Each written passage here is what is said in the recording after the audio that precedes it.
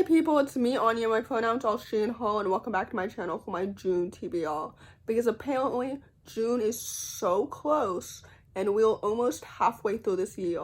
And I mean this genuinely, and I know I say this all the time, but where did all the time go? Like, what do you mean we're halfway through 2024 already?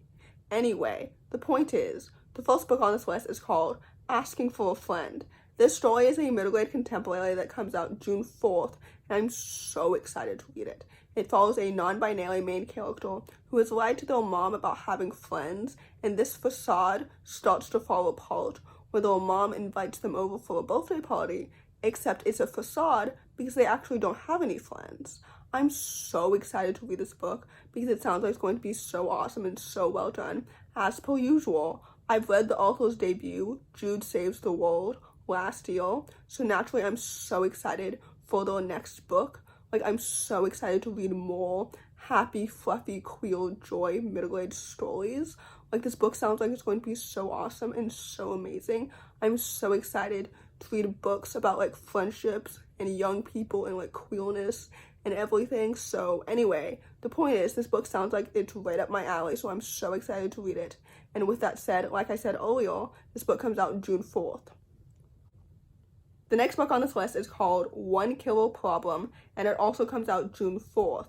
This story is a YA queer thriller following a bisexual main character with IBS who's solving the mystery of who killed her math teacher, and I'm so excited to read it.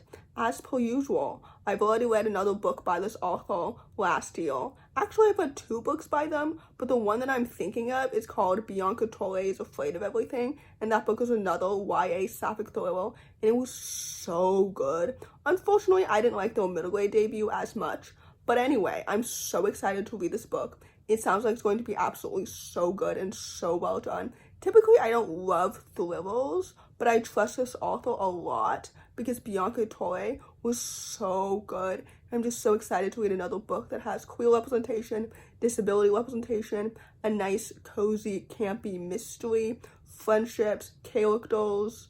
I don't know why I said characters. Characters are obviously in every single book. But anyway, the point is, I'm so excited to read this book because it sounds like it's going to be absolutely so awesome and so well done. So anyway, with all that said, I would definitely highly, highly recommend it. The next book on this list is called Icon and Inferno. This story is a YA contemporary thriller sequel to Stars and Smoke, and it comes out June 11th.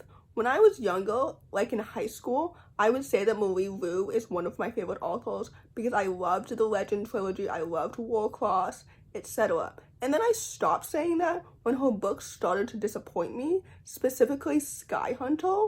Wait, not Sky Hunter, the sequel to Sky Hunter that I DNF'd. Anyway, when I read Stars and Smoke, I went into it with that lens, and it reminded me of how much I used to love her books in high school. So with that said, I'm so excited to read this sequel. I believe it's set a year later, if I'm not mistaken, which I don't completely love. I prefer it when sequels are set right after the last one ended, but given the concept of this story, that makes sense. You know what I mean?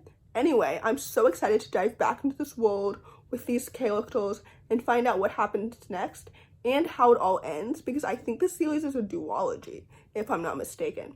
But anyway, I'm so excited to read this book. It sounds like it's going to be absolutely so amazing and so well done. I know that historically I tend not to put sequels on my TBR because sometimes sequels tend to disappoint me, but I really trust Marie Lu and I hope that she does not disappoint me. So anyway, with all that said, this book comes out June 11th and I'm so excited to read it.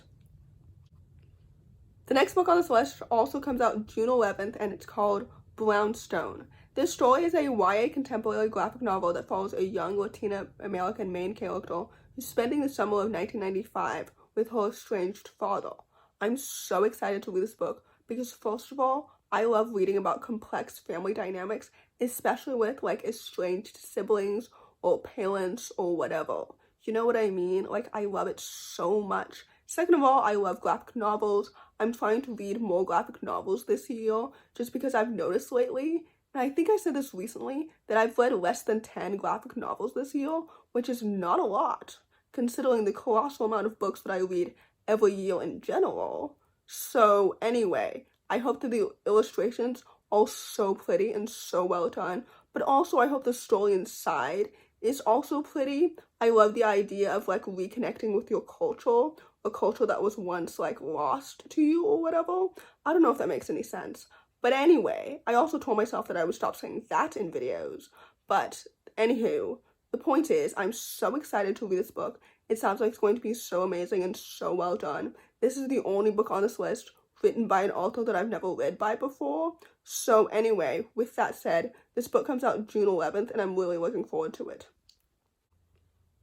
The next book on this list is called Hearts That Cut. This story is a YA fantasy sequel to Threads That Bind, and it comes out June 18th.